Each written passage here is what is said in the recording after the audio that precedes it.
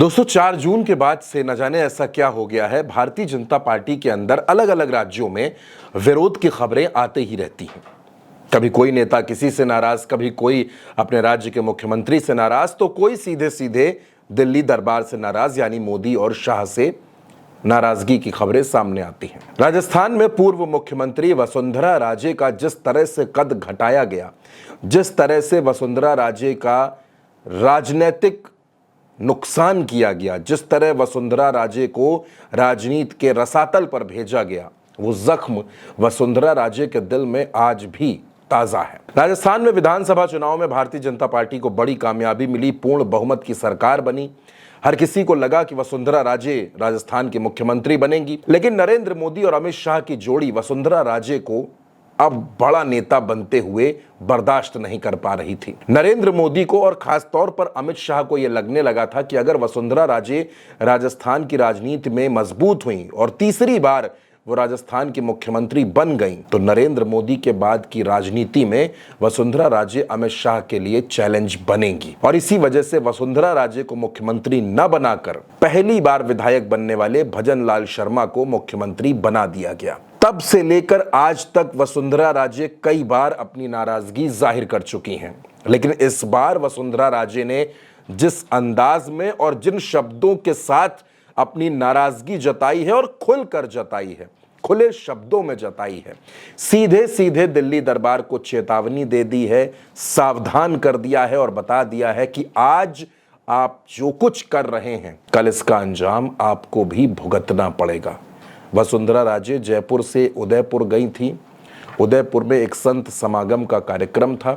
इस कार्यक्रम में अपनी बात रखते हुए वसुंधरा राजे ने जो जो कुछ कहा, दोस्तों आप एक एक शब्द को बड़े गौर से सुनिए। जियो जीने मत दो, आजकल का एक रवैया हो चुका है महाराज। खुद तो जियो और दूसरे का क्या होता है उससे अपने को कोई परवाह नहीं है। ज़्यादातर तो दूसरे को जीने ही मत दो। ऐसा करने वाले लोगों का जो दिल दुखाते हैं महाराज, लोगों को जो पीड़ा देते हैं, जिनको मानसिक संताप पहुंचाने का काम करते हैं, भले ही थोड़ी देर के लिए खुश हो जाए, परंतु उनके ज़िंदगी के अंदर भी अंत में उनको उसी रास्ते से गुजरना पड़ता है जिस रास्ते से उन्होंने दूसरों को ले जाने की कोशिश की।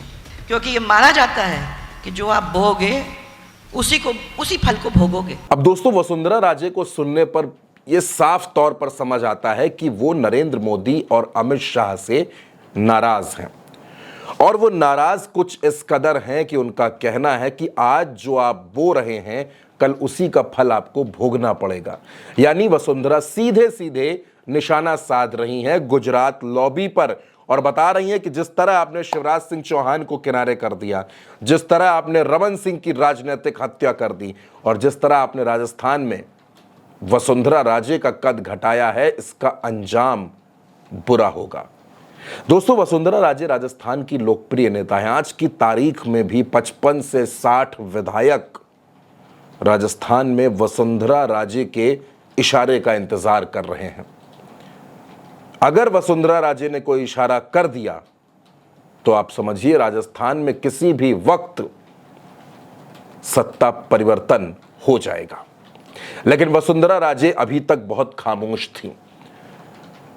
उनके साथ जो जो कुछ हुआ वो उसको चुपचाप सुनती गईं, सहती गईं, कुछ नहीं कहा।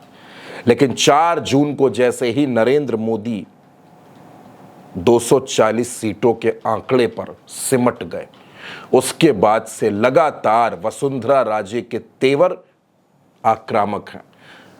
कभी वो सड़कों पर निकल जाती हैं, गलियों में जाकर लोगों से मिलने लगती हैं, लोगों की समस्याएं सुनती हैं। भारतीय जनता पार्टी के राजस्थान के नवनियुक्त प्रदेश अध्यक्ष मदन राठौड़ भी वसुंधरा कैंप के नेता हैं, और उनके जिस दिन उन्होंने कार्यभार संभाला प्रदेश कार्यालय में, तब भी वसुंधरा राजे के तेवर कुछ ऐसे ही थे। और अब तो वसुंधरा राजे खुलकर राजस्थान के अलग अलग जिलों में जाकर अपनी नाराजगी जाहिर कर रही हैं। अब राजस्थान के अंदर क्या कुछ होने वाला है दोस्तों, लेकिन जो भी होगा वो राजस्थान की राजनीति को हिलाने वाला होगा, क्योंकि वसुंधरा राजे के तेवर ये बता रहे हैं कि अब वो बिल्कुल आर पार के मूड में आ गई हैं। दोस्तों, मेरे साथ इस वीडियो में फिलहाल इतना ही। मुझे दीजिए इजाजत। नमस्कार।